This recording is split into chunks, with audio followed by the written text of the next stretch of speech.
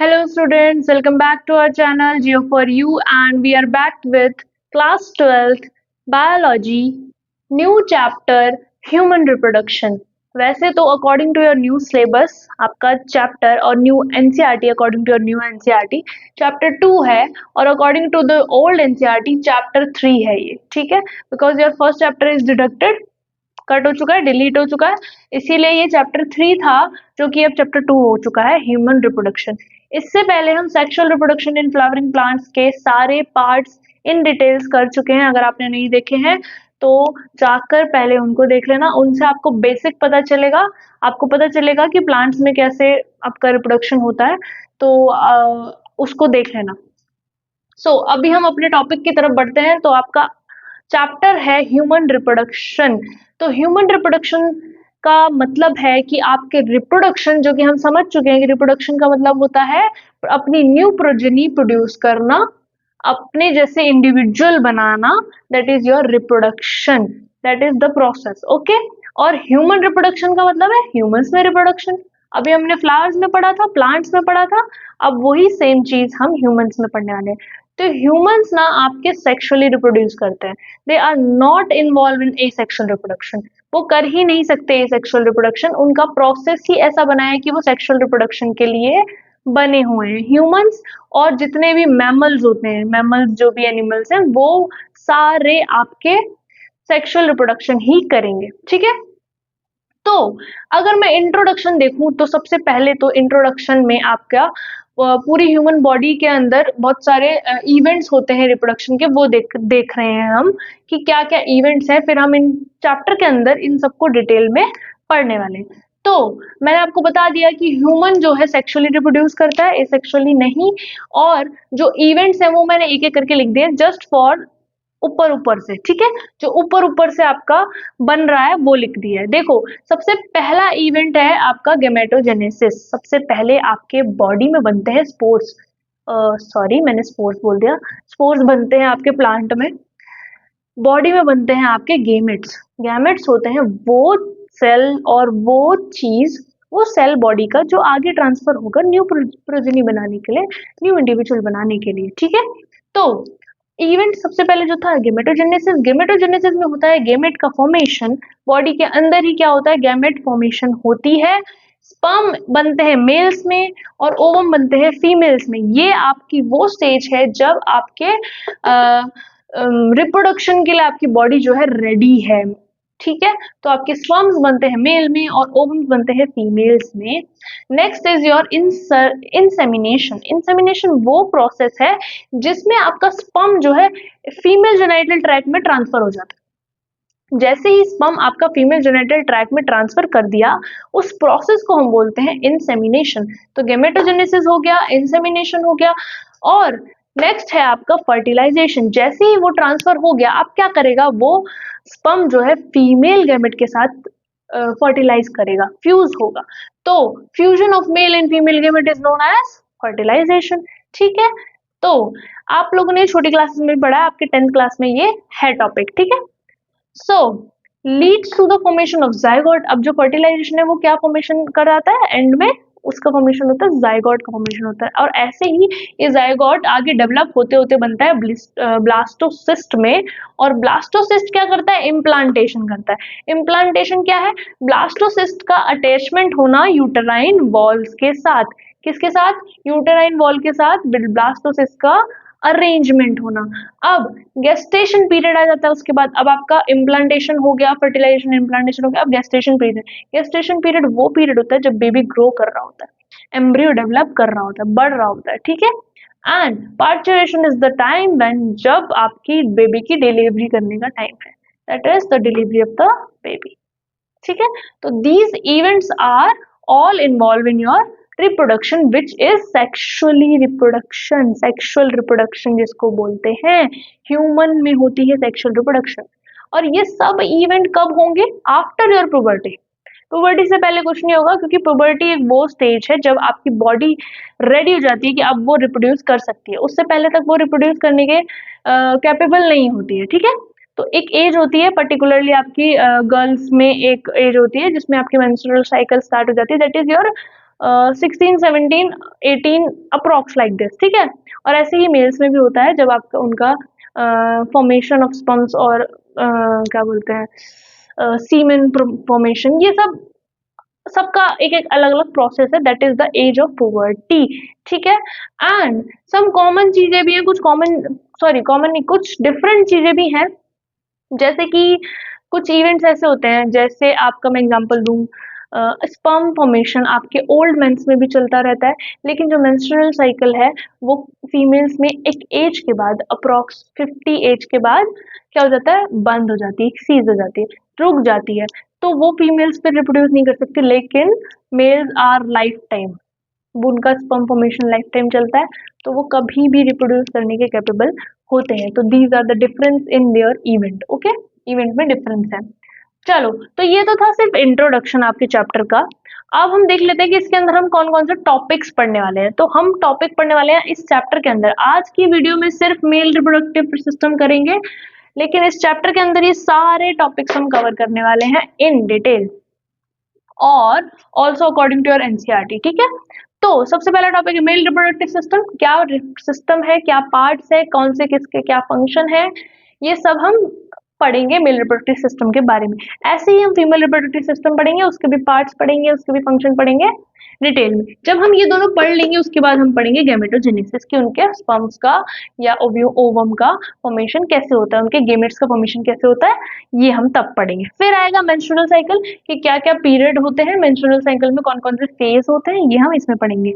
Then आपकी fertilisation and implantation, कैसे fertilisation होता है, कैसे इम्प्लांटेशन होता है, जो मैंने आपको यहाँ पे शॉर्ट में बताया वही बस यहाँ पे थोड़ा सा डिटेल में है, ठीक है। मतलब यहाँ पे डिटेल में नहीं है, हम इनको डिटेल में पढ़ने वाले हैं। फिर प्रेगनेंसी एंड एम्ब्रियोनिक डेवलपमेंट, कितने टाइम पीरियड में कितना क्या डेवलप हो जाता है, ये सब हम इसमें पढ़ेंगे। पार्चुरेशन और लैक्टेशन, कौन से हार्मोन रिलीज होते हैं, कौन लैक्टेशन में क्या होता है, पार्चुरेशन में क्या होता है, ये सब हम डिटेल में पढ़ने वाले हैं। तो ये सारे आपके टॉपिक्स हैं। तो चलो अब बढ़ते हैं हम अपने पहले टॉपिक की तरफ, जो कि है आपका मेल रिप्रोडक्टिव सिस्टम।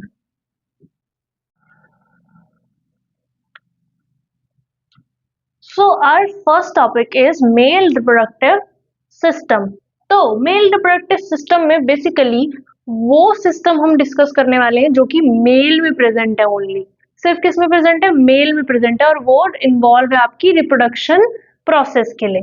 तो मेल रिप्रोडक्टिव सिस्टम लोकेटेड होता है आपके पेल्विक रीजन में। कहाँ लोकेटेड होता है, पेल्विक रीजन में। अब उसके अंदर आते हैं दो पेयर ऑफ टेस्टिस। क्या होते हैं, पेयर ऑफ टेस्टिस। और सबसे इंपॉर्टेंट चीज, टेस्टिस आपके स्टार्टिंग में ही इंग्यूनल मतलब स्टार्टिंग में ही आपके out of the body, out of the abdominal cavity नहीं होते हैं। देखो यहाँ पे लिखा है ना, it includes a pair of testis along with accessory ducts, glands and the external genitalia। मतलब आपके मेल रिप्रोडक्टिव सिस्टम में मेनली ये सब चीजें होती हैं। पेयर ऑफ टेस्टिस होते हैं, एसेसरी ग्लैंड्स होते हैं, your pair of testis, accessory glands और सॉरी एसेसरी डक्ट्स और ग्लैंड्स, उसके अलावा होता है एक एक्सटर्नल जेनिटेलिया। तो ये है आपके मेल रिप्रोडक्टिव के पार्ट्स, ठीक है। So the testis are situated outside the abdominal cavity. हमारी कहाँ होते हैं टेस्टिस, एब्डोमिनल कैविटी से बाहर होते हैं। और किस में होते हैं, एक पाउच से स्ट्रक्चर में, एक पाउच में होते हैं, जिसको हम बोलते हैं स्क्रोटम। क्या बोलते हैं, स्क्रोटम। मैं अभी आपको डायग्राम दिखा दूंगी, ठीक है। स्क्रोटम क्या हेल्प करता है, आपके टेस्टिस का टेम्परेचर जो है लो बना के रखता है as compare to body temperature. जो बॉडी का टेम्परेचर होता है उससे कम बना के रखता है, तभी वो बॉडी के बाहर है, ठीक है। कितना कम होता है, 2 से 2.2 से 2.5 डिग्री सेल्सियस तक कम होता है नॉर्मल बॉडी जो इंटरनल टेम्परेचर है उससे। सो ये किस लिए जरूरी है, ताकि आपका स्पर्मेटोजेनेसिस हो सके, आपका स्पर्म्स बन सके। स्पर्म की फॉर्मेशन के लिए ये टेम्परेचर बहुत जरूरी है। अब एक बहुत इंपॉर्टेंट बात बताती हूँ मैं आपको कि आपके जो टेस्टिस हैं, मतलब मेल्स के मोस्टली टेस्टिस, जब वो आपके मदर्स की बॉडी के अंदर होते हैं, उनके 7 मंथ ऑफ, तो जन्म से 7 महीने पहले आपके टेस्टिस इंग्यूनल कैनाल के थ्रू डिसेंड होते हैं, नीचे आते हैं। उससे पहले तक वो आपकी बॉडी के कैविटी के अंदर ही होते हैं, एब्डोमिनल कैविटी के अंदर ही होते हैं। तो उनको नीचे लाने के लिए मतलब लाने के लिए इंगुइनल कनाल बनी है, जिसके थ्रू टेस्टिस जो है डिसेंड हो जाते हैं आपके स्क्रोटम में, पाउच में। उससे पहले तक वो नहीं होते, 7 मंथ बर्थ के 7 मंथ के पहले वो आ जाते हैं, ठीक है। चलो, आपके नॉर्मली अडल्ट्स में क्या होता है ना कि अडल्ट्स में जो टेस्टिस होती है उनकी शेप होती है ओवल और लेंथ होती है अबाउट 4 to 5 सेंटीमीटर और उनकी विड्थ होती है 2 to 3 सेंटीमीटर। ये आपका कॉम्पिटिटिव एग्जाम का क्वेश्चन भी आता है, ये आ चुका है क्वेश्चन कि क्या लेंथ और विड्थ होती है आपके टेस्टिस की। सो टेस्टिस जो है डेंस कवरिंग से कवर होते हैं और हर टेस्टिस के अंदर 250 कंपार्टमेंट्स होते हैं, जिनको हम बोलते हैं टेस्टिकुलर लोब्यूल्स। ये होते हैं कितने? 250 कंपार्टमेंट्स। कितने होते हैं? 250। मान लो ये आपका टेस्टिस है, ये टेस्टिस है, ठीक है, ऐसे जा रहा है, तो इसके अंदर ये आपके होते हैं 250 ऐसे लोब्यूल्स बने होते हैं छोटे छोटे से, ठीक है। Then each lobules contain 1 or 3 highly coiled seminiferous tubules. क्या बने होते हैं? ईच लोब्यूल्स के अंदर बहुत ज्यादा कॉइल्ड क्या बने होते हैं? सेमिनिफेरस ट्यूब्यूल्स बने होते हैं। कितने होते हैं? 1 या 3, 1 से 3 तक कुछ आपके सेमिनिफेरस ट्यूब्यूल होते हैं, जहां पे आपके स्पर्म प्रोड्यूस होते हैं। कहां से प्रोड्यूस होते हैं सेमिनिफेरस ट्यूब्यूल्स? स्पर्म से। एक बार और रिवाइज करते हैं, आपकी टेस्टिस के अंदर होते हैं 250 कंपार्टमेंट्स और उन कंपार्टमेंट्स के अंदर होते हैं आपके सेमिनिफेरस ट्यूब्यूल्स और उन कंपार्टमेंट्स को हम बोलते हैं टेस्टिकुलर लोब्यूल्स। तो हर एक लोब्यूल में आपके एक से 3 तक हाईली कॉइल्ड क्या होते हैं? Seminiferous tubules. मैं आपको एक चीज दिखाती हूँ, देखो मैंने यहाँ पे ड्रॉ कर रखा है, इसको देखो, यहाँ मैंने ड्रॉ कर रखा है। This is your seminiferous tubules पूरा, ठीक है, ये इस टाइप से। तो इसमें बहुत सारे सेल्स होते हैं, क्यूबॉइडल सेल्स होते हैं, एंड्रोजन बाइंडिंग सेल्स होते हैं, नर्व सेल होते हैं, जिनको हम सर्टोली सेल भी बोलते हैं। तो ये जो था, ये जस्ट मैंने आपको भी बताया, अभी हम डिटेल में पढ़ते हैं कि उसके अंदर क्या क्या होता है, अभी पढ़ेंगे, ठीक है। मैंने बस वैसे ही दिखाया आपको, ठीक है। तो अब हर सेमिनिफेरस ट्यूब्यूल के अंदर लाइनिंग पे मतलब उसकी वॉल्स पे इनसाइड से अंदर से 2 तरह के सेल होते हैं। एक मेल जर्म सेल जिसको आप स्पर्मेटोगोनिया बोलते हो और एक आपका सर्टोली सेल्स, ठीक है। 2 टाइप के सेल आपके सेमिनिफेरस ट्यूब्यूल के अंदर इनर लाइनिंग पे मिलते हैं। जैसे कि ये आपका सेमिनिफेरस ट्यूब्यूल है अगर, तो ये लाइनिंग पे होते हैं, यहाँ लाइनिंग पे ऐसे सेल्स होते हैं, ठीक है, ऐसे सेल्स होते हैं अंदर की साइड पे।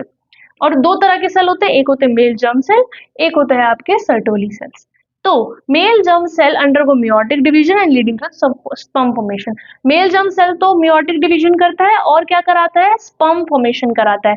लेकिन सर्टोली सेल आपके जर्म सेल को न्यूट्रिशन प्रोवाइड करते हैं। सर्टोली सेल को हम नर्व सेल भी बोलते हैं, ठीक है। तो अब जो सेमिनिफेरस ट्यूब्यूल्स के बाहर का रीजन है, जो उसके अंदर का था वो तो हमने डिस्कस कर लिया है कौन से सेल थे। अब जो बाहर का रीजन है उसको हम बोलते हैं इंटरस्टिशियल स्पेस। क्या बोलते हैं? इंटरस्टिशियल स्पेस, ठीक है। तो ये अभी मैंने आपको आधा कराया, आधा मैं भी आपको कराती हूँ, उससे पहले आप ये नोट कर लो, ठीक है। हमने ये पढ़ लिया कि आपके मेल जो आपके टेस्टिस है उनके 250 कंपार्टमेंट्स होते हैं, जिनको टेस्टिकुलर लोब्यूल्स बोलते हैं। हर लोब्यूल में 1 से 3 सेमिनिफेरस ट्यूब्यूल होते हैं, highly coiled and highly coiled जो आपके सेमिनिफेरस ट्यूब्यूल होते हैं उनकी इनर लाइनिंग पे कुछ 2 टाइप के सेल होते हैं, जो कि एक होता है सर्टोली सेल और दूसरा मेल जर्म सेल। ये हमने पढ़ लिया। अब सेमिनिफेरस ट्यूब्यूल के बाहर वाला हिस्सा हमने बताया कि वो उसको हम बोलते हैं इंटरस्टिशियल स्पेस। वहां पर भी क्या होता है? इंटरस्टिशियल स्पेस में अब हम आगे पढ़ रहे हैं। Interstitial space contain small blood vessels and interstitial cell और लेडिक सेल्स। उसके अंदर भी स्मॉल ब्लड वेसल्स होती हैं और लेडिक सेल या इंटरस्टिशियल सेल्स भी प्रेजेंट होते हैं। लेडिक सेल क्या करते हैं? आपकी बनाने में हेल्प करते हैं और सिक्रीट करते हैं टेस्टिकुलर हार्मोन को, उसको बनाते हैं और फिर उसको सिक्रीट करते हैं, जो कि होता है एंड्रोजन। एंड्रोजन को ही हम टेस्टोस्टेरोन भी बोलते हैं, ठीक है। And other immunological competent cells are also present. और भी इम्यूनोलॉजिकल कॉम्पिटेंट सेल्स जो होते हैं वो भी प्रेजेंट होते हैं इंटरस्टिशियल स्पेस में। अब ये तो हमने बात कर ली आपके टेस्टिस के बारे में। अब हम आगे बढ़ते हैं, नीचे आपके टेस्टिस हो गए, अब हम आगे बढ़ते हैं। तो उससे पहले मैं आपको डायग्राम दिखा देती हूँ तो आपको समझ में आएगा। ये आपका फ्रंट से सेक्शन है, फ्रंट का सेक्शन है, और ये आपका साइड व्यू है, ठीक है। तो हमने पढ़ लिया सिर्फ ये वाला हिस्सा, हमने सिर्फ टेस्टिस पढ़ा है। अब हम आगे बढ़ रहे हैं, यहाँ से आगे बढ़ रहे हैं, ठीक है। तो हमने सिर्फ टेस्टिस पढ़ा है और हम आगे बढ़ रहे हैं, ठीक है। तो हम अब आगे बढ़ते हैं। तो आगे क्या है, तो मेल सेक्स एक्सेसरी डक्ट्स के अंदर और क्या चीजें आती हैं, रेटिटेस्टिस आता है, वासा एफरेंशिया आता है, देन एपिडाइमिडीज आता है, एंड योर वासा डेफरेंस आता है। तो सेमिनिफेरस ट्यूब्यूल्स होते हैं टेस्टिस के, वो ओपन होते हैं आपके वासा एफरेंशिया में, किसके थ्रू, रेटिटेस्टिस के थ्रू। मतलब पहले आपका जो पहले रेटिटेस्टिस पड़ता है, मतलब पहले रेटिटेस्टिस आता है, उसके थ्रू आपके सेमिनिफेरस ट्यूब्यूल जो होते हैं वो वासा एफरेंशिया में ओपन हो जाते हैं, ठीक है। उसके बाद आता है आपका, और जो वासा एफरेंशिया है वो टेस्टिस को लीव करता है एपिडाइडिमिस में। जब ये वासा एफरेंशिया में आता है फिर वो आगे एपिडाइडिमिस में ओपन हो जाता है, वही जो डक्ट जा रही है। और epididymis located along the posterior surface of each testis. Posterior surface मतलब पीछे की तरफ, हर टेस्टिस के पीछे की साइड पे आपके क्या प्रेजेंट होता है, योर क्या था, एपिडाइडिमिस, ठीक है। वो आपके पीछे की साइड पे प्रेजेंट होता है। देन आता है आपके epididymis leads to vasa deferens that ascends the abdomen and loop over the urinary bladder. और फिर एपिडाइडिमिस से जाता है वासा डिफरेंस में, और वासा डिफरेंस आपके यूरिनरी ब्लैडर के ऊपर लूप होता है, लूप मतलब उसके ऊपर से जा रहा होता है, ठीक है।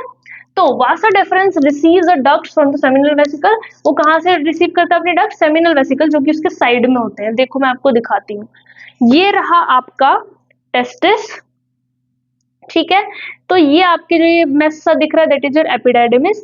एपिडाइडिमिस के बाद आप एपिडाइडिमिस एंड योर वासा एफरेंशिया ये रहा, एंड रेटिटेस्टिस ये रहा। और आपके टेस्ट यहाँ से ये जा रहा है जो ये ट्यूब सी, that is your vasa deference.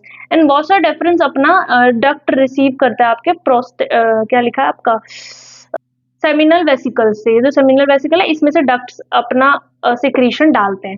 Then आता है आपका, these ducts stored and transport the sperm from the testis to the outside of the urethra.